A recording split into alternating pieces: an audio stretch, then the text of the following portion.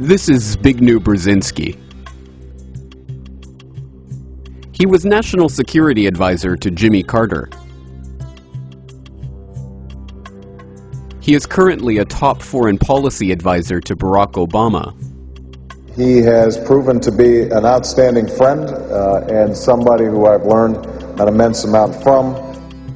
And in 1979, he supervised a covert American intelligence operation to fund and train the Afghan Mujahideen that would form the base of al-qaeda. U.S. National Security Advisor Brzezinski flew to Pakistan to set about rallying resistance.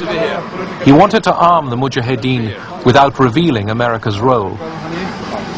On the Afghan border near the Khyber Pass, he urged the soldiers of God to redouble their efforts.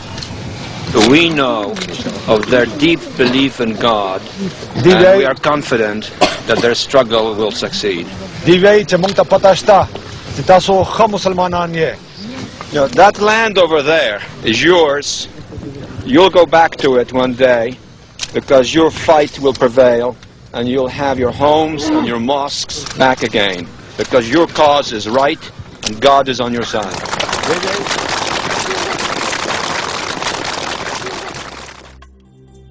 The CIA involvement with the Afghan Mujahideen, including an estimated $3 to $20 billion of American taxpayer money that was spent by the U.S. to train and equip them, has been known and acknowledged for years. The operation was part of a Cold War gambit to bog down the Red Army in what was to become the Soviet Union's own Vietnam. An unending struggle to occupy a country against a determined, and, thanks to the CIA, well-funded and trained guerrilla resistance. We must recognize the strategic importance of Afghanistan to stability and peace. A Soviet-occupied Afghanistan threatens both Iran and Pakistan and is a stepping stone to possible control over much of the world's oil supplies. The scheme, known as Operation Cyclone, was in fact an amazing success.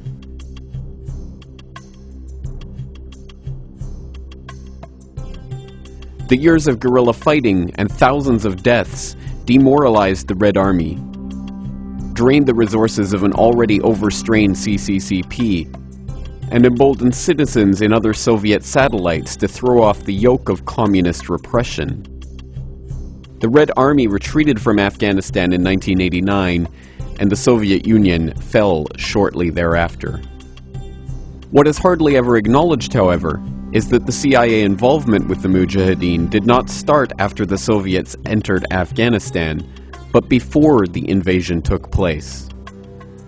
This startling admission came directly from Brzezinski himself, who stated in a 1998 interview with a French periodical, "According to the official version of history, CIA aid to the Mujahideen began during 1980, that is to say, after the Soviet Army invaded Afghanistan, 24th of December 1979.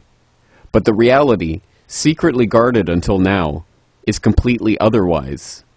Indeed, it was July 3rd, 1979, that President Carter signed the first directive for secret aid to the opponents of the pro-Soviet regime in Kabul. And that very day, I wrote a note to the President in which I explained to him that in my opinion this aid was going to induce a Soviet military intervention." This is an important point.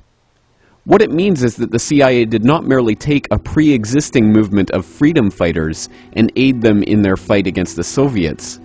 What it means is that Western intelligence actively recruited Islamist extremists for the express purpose of provocateuring the Soviets into invading.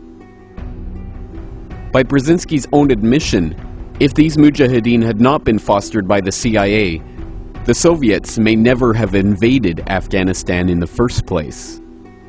In a very real sense, then, Brzezinski and the US government fostered an extremist element of militant Islamists and helped form them into an effective fighting force. It was from the ranks of these Afghan Mujahideen that another group was to emerge, composed mostly of so-called Arab Afghans or foreign fighters who came to Afghanistan to take up the jihad against the Soviets.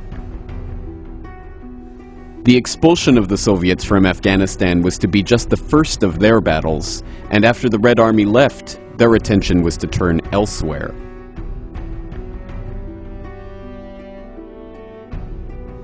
Of course, the geopolitics of the era required that the US not be directly implicated in funding and trading the Mujahideen. Domestically, Americans would have been outraged had they been aware that they were footing the bill for training and equipping Islamic militants. And internationally, if the Soviets knew the extent of the CIA involvement in the region, it could have brought the two superpowers to the brink of World War III.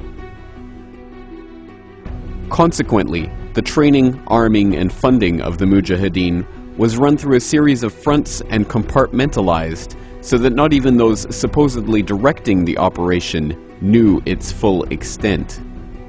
The official story is that US funding, arms, and training went exclusively to the Afghanis, with the money for the foreign jihadists, or so-called Arab Afghans from which al-Qaeda would spring, coming from the Saudis.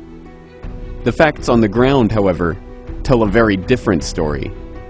Within this group of Arab Afghans was an even smaller group centered around Osama bin Laden, a Saudi-born heir to the bin Laden family construction fortune. In Afghanistan in the late 1980s, his group consisted of about a dozen people. This group was known as al-Qaeda, or so we are led to believe. Bin Laden himself claimed in his last authenticated interview in late 2001 that the name came from Abu Ubaidah al-Banashiri, one of his accomplices in establishing the training camps in Afghanistan. Strange then that 4 years later, after the 7/7 bombings in London in 2005, Robin Cook, the former leader of the House of Parliament in the UK, would write an article for the London Guardian in which he claimed al-Qaeda, in English the base, literally referred to the database of Mujahideen who were being handled by the CIA in Afghanistan. Some researchers have even noted that al-Qaeda is a slang term for the toilet in Arabic, hardly a name for a shadowy global terrorist organization.